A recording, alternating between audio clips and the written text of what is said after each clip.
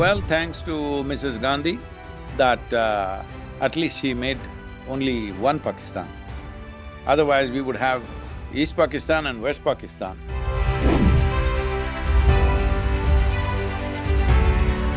How can the kind of radicalization or the radicalism that we saw in Bangladesh, especially after the removal of Sheikh Hasina, how does that threaten India? India, at its very core, including West Bengal, is a secular state.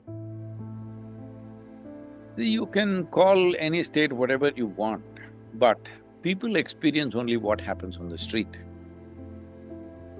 One thing is, if you go back to the history of Bengal, even during the times of Mahabharat, where they called it the Vangadeshan, even at that time, people talk about how these Vanga people were so accomplished in their art, music, literature, such evolved and civilized people.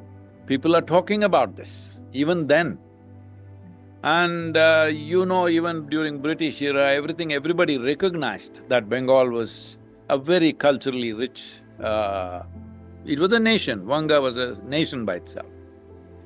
So somewhere along the way, I think this left rule where chief minister spent half the time in London and ruled, with a certain this thing, and they thought the only way to control things was with violence. Once you bring violence into the picture, the intelligent in the population will all recede or will migrate. I think this has happened to Bengal in a serious way. The most intelligent people, talented people have moved out in a big number, not everybody, but a large number has moved out.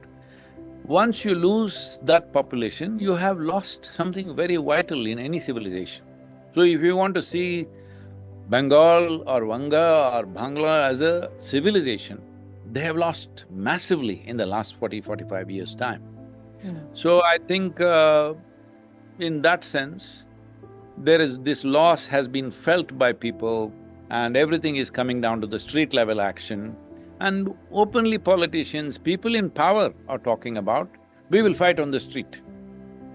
See, this language should go from the nation. Your fight is in the ballot, never on the street. Street fighters should be eliminated from the nation. If we don't do this, we don't have a nation. This is very important. And once the administration itself doesn't respect law and order, then people lose that sense of comfort and being there in that state. So, a huge number of people, both the elite and the lowest classes from certain districts have left. You just look at the labor working in Tamil Nadu, in Karnataka, most of the construction labor are Bengalis. They're not there simply out of their choice, they did not migrate. They've migrated because there is no livelihood and there is no protection and safety, particularly for women. So this is a serious thing that must be addressed.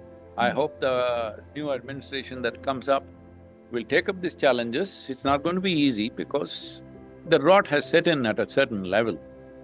It takes lots of nurturing, not just fixing, not just violently putting down something. You need to nurture people out of the situations that they've gotten into, because many people get into various situations not necessarily by choice, but because that'll be the only choice available, so everybody gets into that one way or the other. When especially such situations last for long enough, which it has happened in Bengal. You spoke of Shubhendu Adhikari. It reminded me, Sadhguru, that he said all through this election and even at its conclusion that this was a fight to save Sanatan.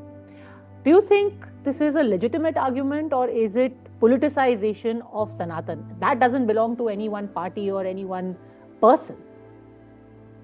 Sanatan definitely does not belong to any party, but someone can take it up as an agenda because we cannot forget the country was partitioned on the basis of religion. Though most of us did not believe that, or most of us do not identify with that kind of division, but that's how the country was divided. We lost 1/3 of the geography in one shot on both sides, east and west. And well, thanks to Mrs. Gandhi, that at least she made only one Pakistan. Otherwise, we would have East Pakistan and West Pakistan. In today's world, that would have been a biggest disaster. At least that one thing was done.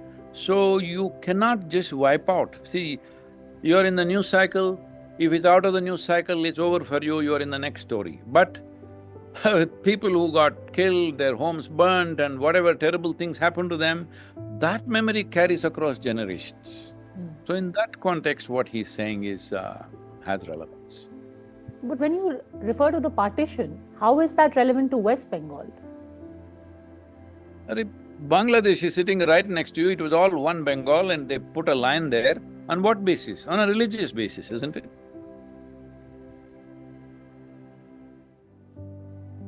So you think we were in that danger again, when we're talking about saving Sanatan through an election? See, whether that danger happens or not, when the demographics start changing beyond the natural change that happens in a society. Natural change happens because some people may have more children, somebody else has less children. That is a natural process, will take hundreds of years. But when demographics start changing because artificially being created, then insecurities will rise naturally. Thank you for watching this video till the end.